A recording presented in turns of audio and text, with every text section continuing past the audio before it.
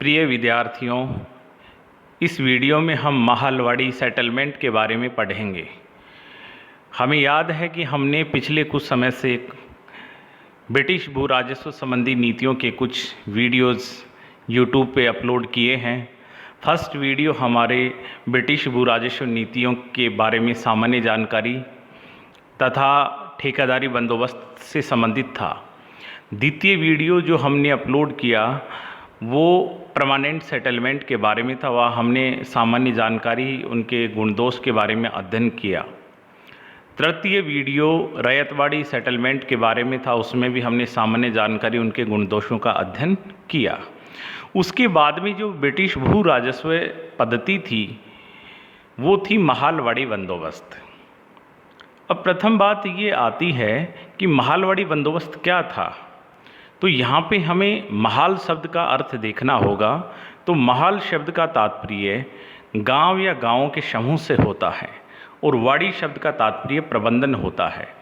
तो ब्रिटिश सरकार द्वारा किया जाने वाला एक ऐसा भू राजस्व समझौता जो गांव या गांवों के समूह के साथ किया जाए, तो ऐसा सेटलमेंट महालवाड़ी सेटलमेंट कहलाता है।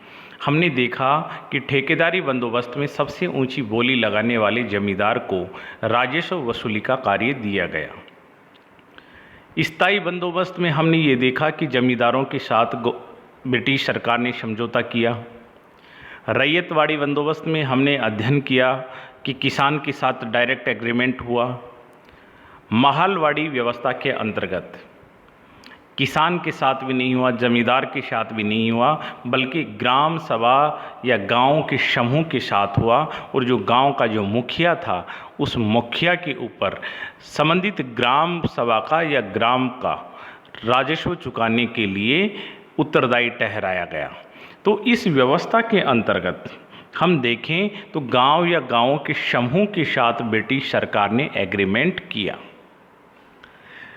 अब बात ये आती है कि महालवाड़ी व्यवस्था अपनाई क्यों, इसके पीछे फिलॉसफी क्या थी, इसके पीछे वो कौन से कारक थे जिसके कारण ने तो स्थायी बंदोबस्त को अपनाया, न रैयतवाड़ी बंदोबस्त को अपनाया। तो वे कौन से कारक थे ये हमें देखने होंगे। एक बार यूपीएससी के अंतर्गत ऐसा प्रश्न पूछा हुआ है कि ब्रिटिश भू राजस्व नीतियों के पीछे कौन से कारक थे।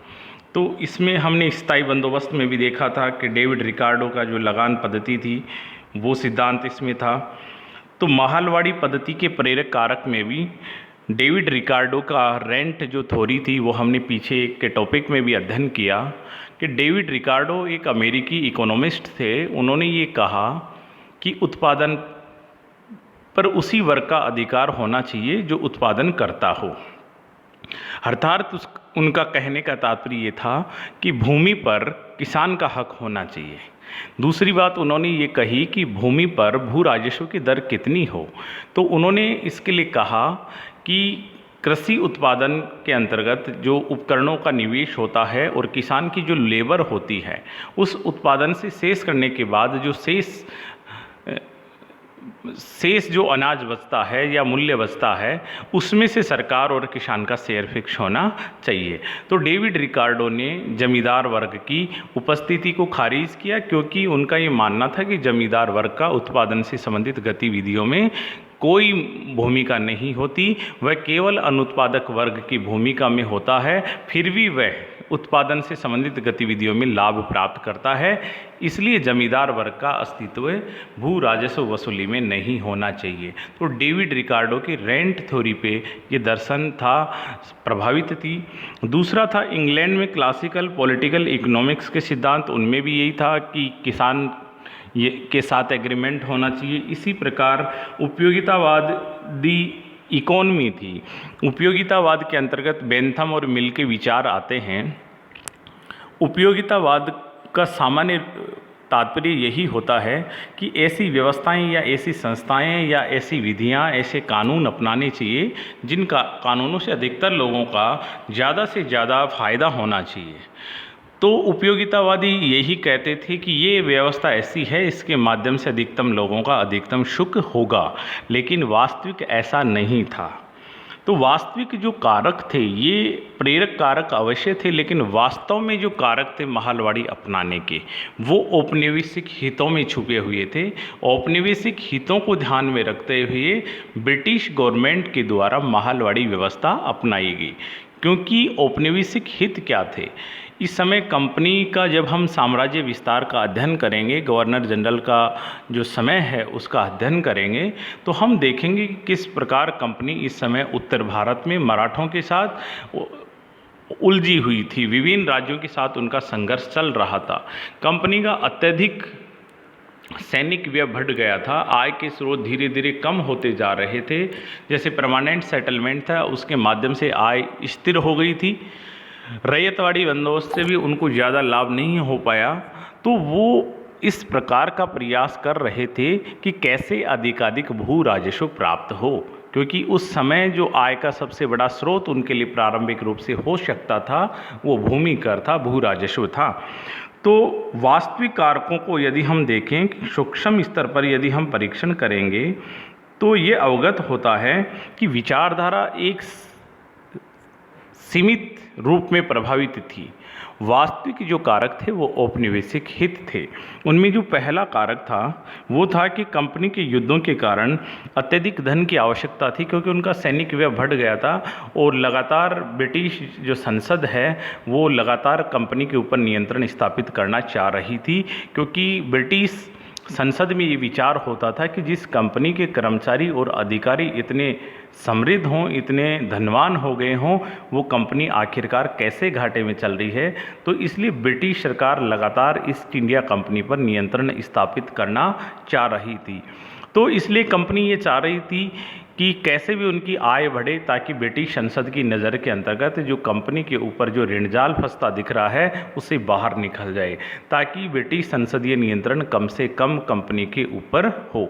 तो इसके लिए उन्होंने जो सबसे ज़्यादा जो पक्ष दिखता था वो था भूमि। तो इसलिए वो प्रयास करने लग गए कि कैसे भूमि से अधिकाधिक राजस्व का अर्जन हो। इसके लिए उन्होंने महालवाड़ी व्यवस्था की तरफ अपना ध्यान लगाया। दूसरा जो इसका वास्तविक कारण था कि इस समय इंग्लैंड के अंतर्गत औद्योगिक क्रांति चरम पर थी, उत्पादन से संबंधित गतिविधियों पर वहाँ बहुत ज़्यादा निवेश हो रहा था। लेकिन ईस्ट इंडिया कंपनी व्यापार के नज़रिए से आई, लेकिन धीरे धीरे उनको उतना धन नहीं मिल पा रहा था जितने की वो उम्मीद कर रही थी। हालांकि बहुत मिला, लेकिन ज़्यादातर सैनिक व्यय में खर्च हो जाता था। इसलिए इंग्लैंड से काफ़ी धन यहाँ वस्तु खरीदने के लिए उनको लाना पड़ता था। तो इस प्रकार की पॉलिसी उन्होंने अपनाई कि कृषि से वे वस्तुएं प्राप्त हो सकें जो इंग्लैंड के जो बाज़ार हैं उनमें कच्चे माल के रूप में काम आ सकें। तो इसके लिए जो केंद्र था कि भारतीय जो कृषि का जो स्वरूप है उसको बदला जाए और कृषि में उन चीज़ों के उत्पादन पे बल दिया जाना चाहिए जिनकी डिमांड लंकाशायर और मैनचेस्टर के फैक्ट्रियों में हों। तो इसलिए उन्होंने धीरे धीरे कृषि क्षेत्र के अंतर्गत जो कैश क्रॉप्स हैं, नकदी फसलें हैं, उनको बोने के लिए बाध्य किया। इसके लिए उन्होंने कृषि को एक प्राइवेट कमोडिटी की भांति व्यवहार किया। तो इसलिए जो ब्रिटेन में जो औद्योगिकरण की प्रक्रिया थी उसमें अत्यधिक धन की आवश्यकता थी, और धन की अति आवश्यकता होने का ही कारण था कि उन्होंने महालवाड़ी के अंतर्गत सबसे ज़्यादा भू राजस्व की दर उन्होंने नियत की, जो 66% हुआ करती थी। तो प्रेरक कारकों में हमने देखा कि डेविड रिकार्डो की जो रेंट थ्योरी थी उससे प्रभावित थी, यूरोपियन पॉलिटिकल जो क्लासिकल पॉलिटिकल थे उनसे प्रभावित थे, और उपयोगितावादी अर्थनीति से प्रभावित थे। लेकिन वास्तविक कारण क्या थे कि कंपनी को अत्यधिक धन की आवश्यकता थी।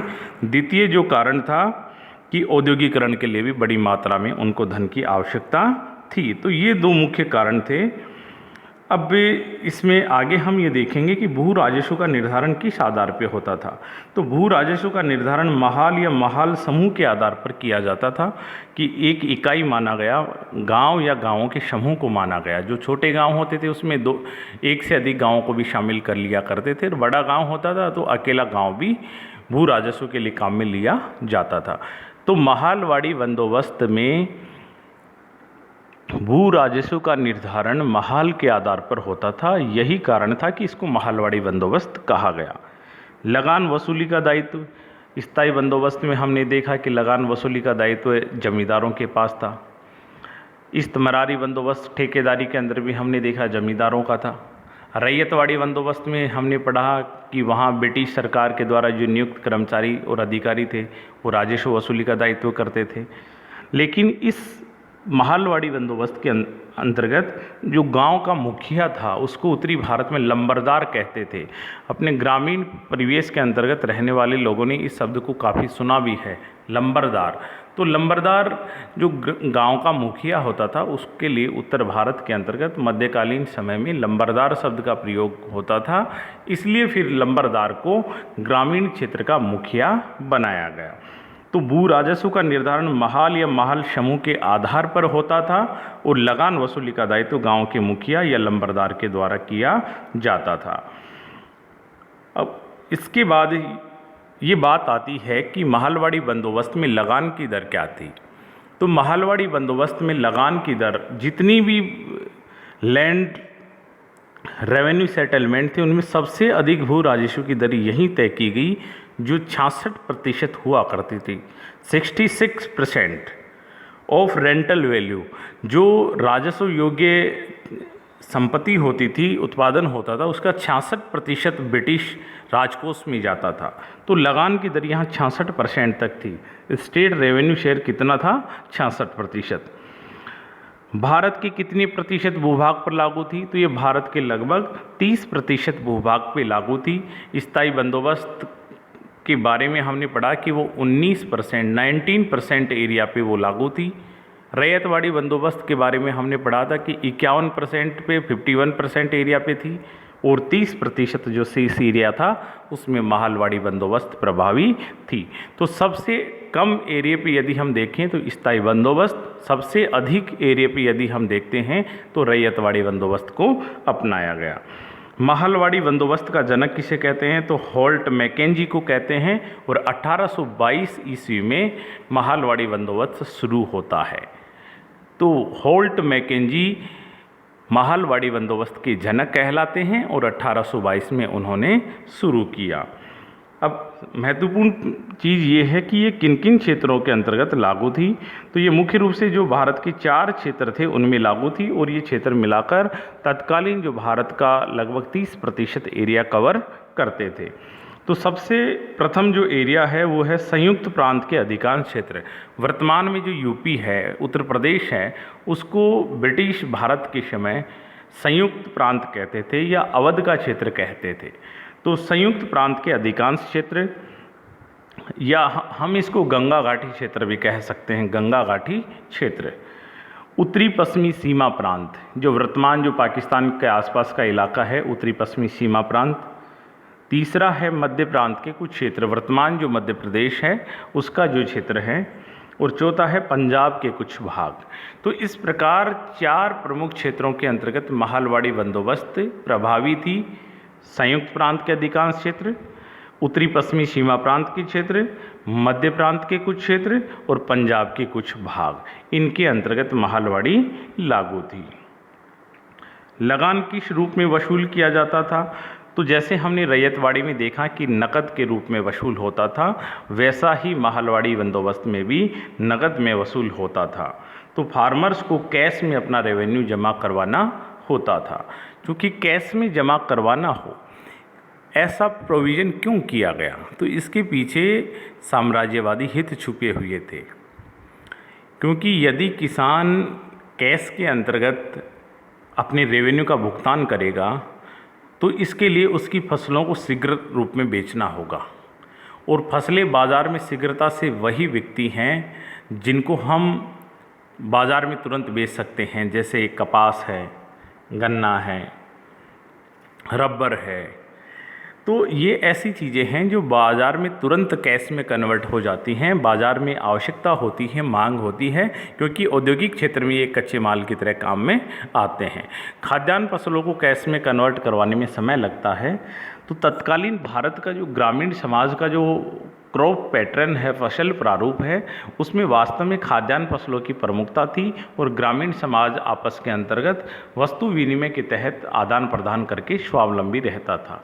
एक व्यक्ति के पास गेहूं है, दूसरे के पास सब्जी है, तो एक व्यक्ति अपना गेहूं देकर बदले में सब्जी लेता था, या गेहूं देकर संबंधित जो महाजन है, साहूकार है, उससे अपनी जो खाद्यान्न की कई चीज़ें हैं, तेल है, घी हैं, मसाले हैं, उनकी आवश्यकताओं की पूर्ति करते थे। लेकिन अब भू राजस्व को नकदी के अंतर्गत चुकाना है, इसलिए किसान धीरे धीरे नकदी फसलों की तरफ बाध्य हुए ताकि तुरंत उनके जो भू राजस्व है उनका भुगतान कर सकें, क्योंकि सनसेट लॉ लागू था और उसके तहत किसान को रेवेन्यू समय पर नहीं चुकाने पर भूमि से बेदखल किया जा सकता था। इसलिए किसान धीरे धीरे कैश क्रॉप्स की तरफ बाध्य होते हैं। इसलिए जो ग्रामीण भारत खाद्य सुरक्षा की स्थिति में होता था, वह ग्रामीण भारत भी धीरे धीरे अकाल और भूखमरी की लपेट में आ गया। हम आगे के चैप्टर्स में देखेंगे, जो अकाल के टॉपिक हैं, अकाल संहिता है, उनमें हम देखेंगे कि किस प्रकार ब्रिटिश सरकार की पॉलिसीज ने ग्रामीण भारत की जो समृद्धि थी उनकी नसों को काट दिया। वो आगे के हम टॉपिक्स में देखेंगे। तो लगान किस रूप में लिया जाता था? नगद। और वो नगद वस्तुओं को क्यों, कैश क्रॉप्स को क्यों बढ़ावा देना चाहते थे? क्योंकि जो इंग्लैंड की जो इंडस्ट्रियल रिवॉल्यूशन है उसके अंतर्गत कैश क्रॉप्स कच्चे माल के रूप में काम आता था, इसलिए इनडायरेक्टली रूप से उनका जो ध्येय था वो इंग्लैंड की औद्योगिक क्रांति को गति देना था। भूमि का मालिक किसको माना गया इस व्यवस्था के अंतर्गत? तो इसमें भूमि का जो ओनरशिप थी वो ग्राम समाज या ग्राम सभा या महाल को सौंपी गई। तो या तो महाल कह सकते हैं अपन, ग्राम सभा कह सकते हैं, या ग्राम समाज कह सकते थे। तो पूरा ग्राम समाज उस भूमि का मालिक होता था। तो एक संयुक्त उत्तरदायित्व निर्धारण किया गया। राजस्व संग्रहण का कार्य लंबरदार के माध्यम से होता था और भूमि का मालिक संबंधित ग्राम सभा होती थी। बंदोबस्त की हम अवधि देखते हैं तो बंदोबस्त की अवधि लगभग 30 वर्ष रखी गई। तो settlement was agreed upon for 30 years. तो बंदोबस्त की अवधि 30 वर्ष रखी गई। भू राजस्व की इकाई क्या मानी गई? रेवेन्यू यूनिट क्या मानी गई? तो इसमें रेवेन्यू यूनिट ग्राम को माना गया या महाल को माना गया। अब इसके बारे में हम देखते हैं। इसमें गांव के लोग सम्मिलित रूप से भू राजस्व संग्रहित करने के लिए रेस्पॉन्सिबल थे और सारे लोगों का व्यक्तिगत उत्तरदायित्व भी इसमें निर्धारित किया गया। सभी किसान अपने जो व्यक्तिगत रूप से भू राजस्व जितना निर्धारित था वो गांव के जो मुखिया थे, लंबरदार को जमा करवाते थे। तो सारे व्यक्ति अपना अपना जो रेवेन्यू था वो लंबरदार के पास पहुंचाते थे और लंबरदार उसको कलेक्ट करके ब्रिटिश राजकोष में पहुंचाता था। अब इसमें यह भी हुआ कि यदि कोई व्यक्ति कृषि करना छोड़ देता है तो संबंधित जो कृषि थी उस पर ग्राम सभा का अधिकार हो जाता था और ग्राम सभा के द्वारा सम्मिलित रूप से उस क्षेत्र का भी भू राजस्व ग्राम सभा को ही चुकाना होता था। अब महालवाड़ी व्यवस्था का विकास हम देखते हैं। महालवाड़ी व्यवस्था का विकास कैसे होता है? महालवाड़ी व्यवस्था की विकास, इसमें सबसे पहले आता है 1822 का बंगाल रेगुलेशन 7। 1822 का बंगाल रेगुलेशन 7। 1772 में वारेन हेस्टिंग जब आया तो उन्होंने रेवेन्यू से संबंधित कुछ सुधार किए। उन्हीं सुधारों में से एक सुधार था रेवेन्यू बोर्ड का गठन करना। रेवेन्यू बोर्ड का गठन करना। तो जब महालवाड़ी व्यवस्था का विचार सबसे पहले तत्कालीन समय के जो बोर्ड ऑफ कमिश्नर थे उसका सेक्रेटरी थे होल्ट मैकेंजी। तो होल्ट मैकेंजी ने एक सुझाव दिया कि जो उत्तर भारत के जो गांव हैं उन गांवों के बारे में हमें भू राजस्व निर्धारित करने से पहले वहाँ की जो अधिकार हैं, भूमि से संबंधित अधिकार क्या हैं, दायित्व क्या हैं, वहाँ की जो भूमि है उसका हमें सर्वेक्षण करना होगा। भूमि की उत्पादकता का हमें सर्वेक्षण करना होगा और भूमि के उत्पादन के आधार पर जो अधिशेष उत्पादन होगा उसके आधार पर हमें भू राजस्व का निर्धारण करना होगा। तो होल्ट मैकेंजी ने ऐसा सुझाव दिया, जो रेवेन्यू बोर्ड के सेक्रेटरी होते थे। उस समय जो बंगाल के जो गवर्नर जनरल थे वो थे लॉर्ड हेस्टिंग्स। वारेन हेस्टिंग 1772 से 1784 के मध्य बंगाल के गवर्नर जनरल होते हैं, लेकिन 1813 से लॉर्ड हेस्टिंग बंगाल के गवर्नर जनरल बनकर आते हैं। लॉर्ड हेस्टिंग को होल्ट मैकेंजी का सुझाव अच्छा लगा, इसलिए उनकी सुझाव को अपनाते हुए बंगाल रेगुलेशन 7 एक्ट के माध्यम से उनके विचारों को कानूनी रूप प्रदान कर दिया। इस प्रकार होल्ट मैकेंजी को भारत में महालवाड़ी व्यवस्था का जनक माना जाता है और उसके विचारों को कानूनी रूप प्रदान किया लॉर्ड हेस्टिंग ने 1822 के बंगाल रेगुलेशन 7 के तहत। तो जब भी आपसे पूछा जाए कि महालवाड़ी बंदोबस्त का जनक कौन था, होल्ट मैकेंजी। महालवाड़ी बंदोबस्त को कानूनी रूप किसने प्रदान किया, लॉर्ड हेस्टिंग ने। कानूनी रूप किस एक्ट के माध्यम से प्रदान किया गया, बंगाल रेगुलेशन 7 1822 के माध्यम से। अब होल्ट मैकेंजी ने सब कुछ बताया, गांव के मुखिया के माध्यम से वसूल होना चाहिए, भूमि का सर्वेक्षण होना चाहिए, अधिशेष उत्पादन के आधार पर भू राजस्व का निर्धारण होना चाहिए। लेकिन धीरे धीरे इनके जो सुझाव थे, उनके जो प्रारूप था, उसके अंतर्गत कुछ कमियां थी, जैसे भू सर्वेक्षण सही ढंग से नहीं करवाया गया, भू राजस्व अत्यधिक निर्धारित कर दिया गया, तो उसमें कुछ दोष निकल कर आए। जो होल्ट मैकेंजी की जो महालवाड़ी व्यवस्था है वो सबसे पहले पश्चिमोत्तर प्रांत में लागू की गई थी, जो पंजाब और उत्तर प्रदेश का हिस्सा है वहाँ लागू की गई। तो जब होल्ट मैकेंजी की पद्धति में दोष आए तो फिर विलियम बेंटिंग के समय एक बार पुनः विचार हुआ कि महालवाड़ी बंदोबस्त के दोषों को दूर कैसे किया जाए। तो इसके लिए विलियम बेंटिंग ने मार्टिन बर्ड नामक एक ब्रिटिश अधिकारी था, उसको नियुक्त किया। मार्टिन बर्ड के जो विचार थे, उनकी जो पद्धति, उसके आधार पर फिर उन्होंने और सुधार किया। मार्टिन बर्ड के समय पहली बार हम देखते हैं मानचित्र बनाए जाते हैं भूमि के लिए अलग अलग रजिस्टर अपनाए जाते हैं, अलग अलग भूमि के अनुसार कर की दर भी अलग अलग रखी गई। अधिक उपजाऊ थी तो भूमि की कर दर बढ़ जाती थी, यदि भूमि बंजर होती थी तो वहाँ भूमि कर की दर कम होती थी। तो इसलिए विलियम बेंटिंग के समय होल्ट मैकेंजी का जो रूप था महालवाड़ी का, उसमें संशोधन किया जाता है और संशोधन के लिए उन्होंने मार्टिन बर्ड को नियुक्त किया। अब हम देखते हैं मार्टिन बर्ड के जो विचार हैं उनको कैसे लागू करते हैं। तो 1833 का रेगुलेशन 9 पारित किया। विलियम बेंटिंग के समय 1833 में रेगुलेशन 9 पारित हुआ और मार्टिन बर्ड की जो पद्धति थी उसको लागू कर दिया। इस प्रकार मार्टिन बर्ड को उत्तर भारत में नई भूमिकर व्यवस्था का जनक भी कहते हैं। उत्तर भारत की भूमि व्यवस्था का जनक भी कहते हैं, उसके आधार पर लागू हुई थी, इसलिए उसको उत्तर भारत की भूमि व्यवस्था का जनक कहते हैं। और जो उत्तरी पश्चिमी सीमा प्रांत है वहाँ पर इसको टॉमसन ने लागू किया था, इसलिए टॉमसन का योगदान भी इस पद्धति के अंतर्गत था। तो महालवाड़ी बंदोबस्त में हम देखते हैं कि सबसे पहले शुरुआत होल्ट मैकेंजी ने 1822 में बंगाल रेगुलेशन 7 के तहत हुई और उस समय जो बंगाल के गवर्नर जनरल थे लॉर्ड हेस्टिंग थे, और 1833 में विलियम बेंटिंग ने रेगुलेशन 9 के माध्यम से मार्टिन बर्ड के द्वारा जो पद्धति सुझाई गई थी उसको लागू किया। तो 2 मुख्य योगदानकर्ता इसमें हो गए, और उत्तरी पश्चिमी सीमा प्रांत का जो क्षेत्र था वहाँ पे टॉमसन ने लागू किया या थॉमसन ने लागू किया। तो 3 व्यक्तियों का मुख्य रूप से इसमें योगदान होता है।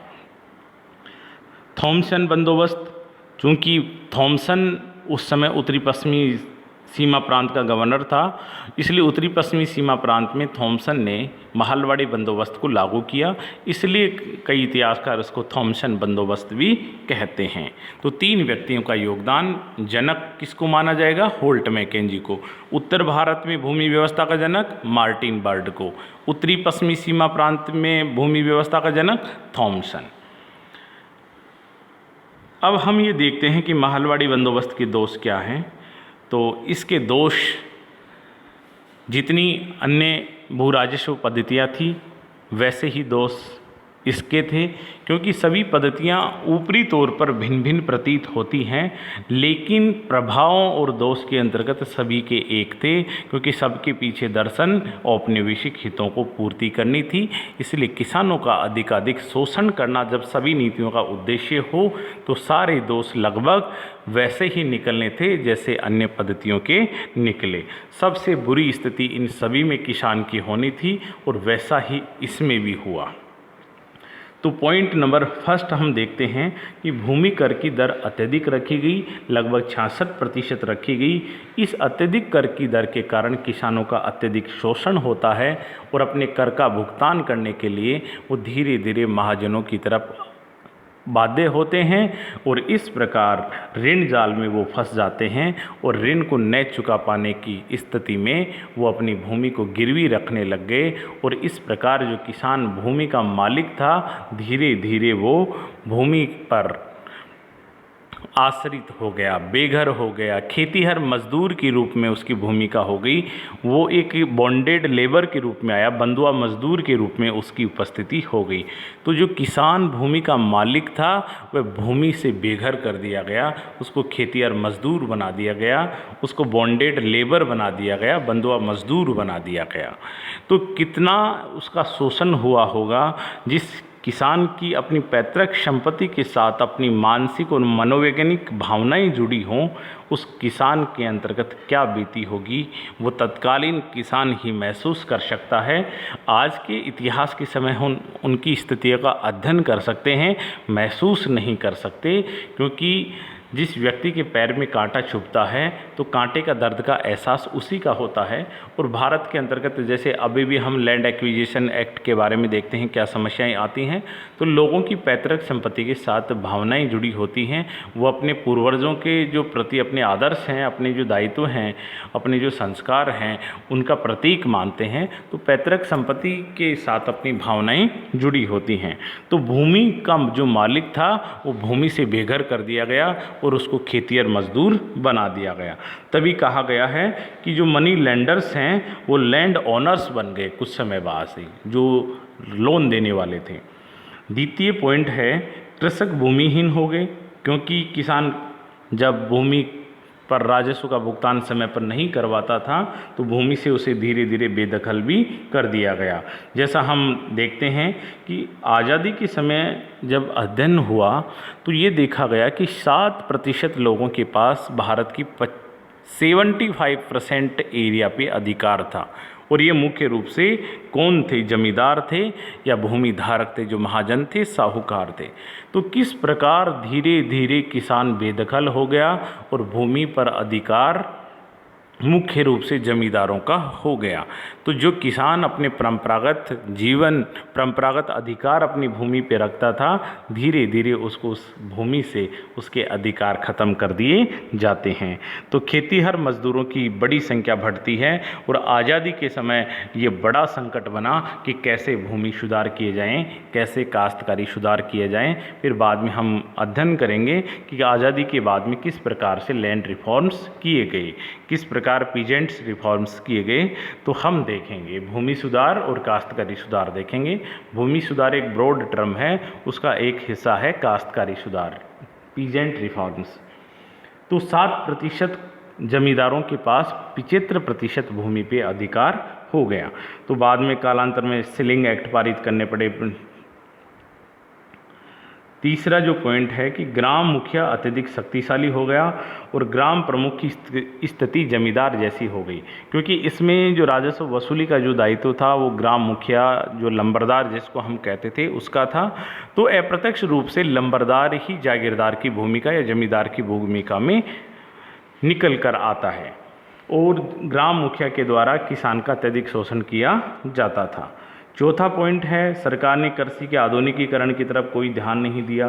सरकार की ओर से किसानों को खाद, बीज, इरिगेशन, क्रेडिट, इंश्योरेंस, इनकी कोई व्यवस्था नहीं करवाई।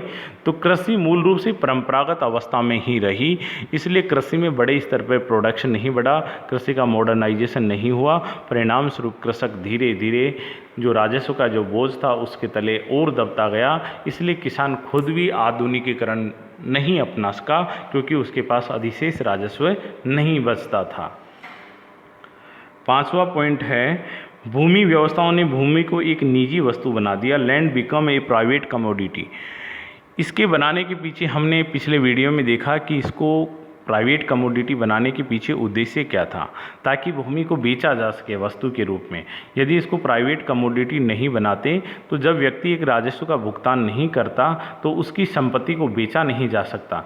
इसलिए भूमि को विक्रय योग्य बनाया ताकि व्यक्ति राजस्व का भुगतान नहीं करे तो उस भूमि के जो राइट्स हैं वो अन्य व्यक्ति को ट्रांसफ़र हो सकें। जैसे ज़मींदारों के पास इसके अधिकार चले जाते थे, ऐसे ही महलवाड़ी बंदोबस्त में जो लंबरदार था या ग्राम सभा थी उसके पास अधिकार आ जाते थे। तो लैंड प्राइवेट कमोडिटी के रूप में इसको व्यवहार किया गया। 6 पॉइंट है, उच्च कर की अत्यधिक दर थी, इस कारण किसान नकदी फसल अपनाने के लिए बाध्य हुए, जिस कारण ग्रामीण क्षेत्र जो खाद्यान्न वस्तुओं के लिए आत्मनिर्भर था और खाद्यान्न सुरक्षा की स्थिति थी, वही ग्रामीण समाज में अकाल और सूखे पड़ने प्रारंभ होते हैं और कम वर्षा की स्थिति में वहाँ पर खाद्य असुरक्षा हुई, फूड इनसिक्योरिटी की स्थिति हुई। इसलिए लाखों की संख्या में, करोड़ों की संख्या में जब हम अकाल का अध्ययन करेंगे तब देखेंगे कि किस प्रकार भारत की एक बड़ी आबादी काल कलवित हो गई, अकाल का शिकार हो गई। उस समय ऐसा नहीं था कि भारत के अंतर्गत अनाज की कमी थी, अनाज की कमी नहीं थी। भारत में लगातार प्रोडक्शन बढ़ रहा था और भारत से एक्सपोर्ट भी बढ़ रहा था खाद्यान्न वस्तुओं का। लेकिन ब्रिटिश सरकार ने ऐसी पॉलिसी अपनाई कि जो क्रॉप्स थी, कैश क्रॉप्स थी, उनको बढ़ाया ज़्यादा से ज़्यादा। इसलिए किसानों के पास खाने के लिए खाद्यान्न वस्तुओं का अभाव हो गया और भारत के अंतर्गत भयंकर अकाल और सूखे उस समय पड़ते हैं। तो इस बारे में हमने ये देखा। नेक्स्ट वीडियो में हम फिर देखेंगे कि जो मुख्य प्रश्न है किस प्रकार से बन सकते हैं, उनको एक वीडियो में हम और लेंगे। वो मुख्य रूप से जो डेस्क्रिप्टिव एग्ज़ाम होती है, सिविल सर्विसेज जैसी एग्ज़ाम होती हैं, उनमें कॉमनली पूछे जाते हैं और बहुत ही अच्छा ये टॉपिक है। जो रिटन एग्ज़ाम होते हैं उनके पर्पज़ से देखने पे भले ही ऑब्जेक्टिव हो, उनमें भी फ्रिक्वेंटली इनमें क्वेश्चन पूछे जाते हैं। मुझे विश्वास है सभी स्टूडेंट को वीडियो पसंद आएगा और इसमें यदि कोई कमी रहेगी तो आगे हम धीरे धीरे सुधार करेंगे। धन्यवाद।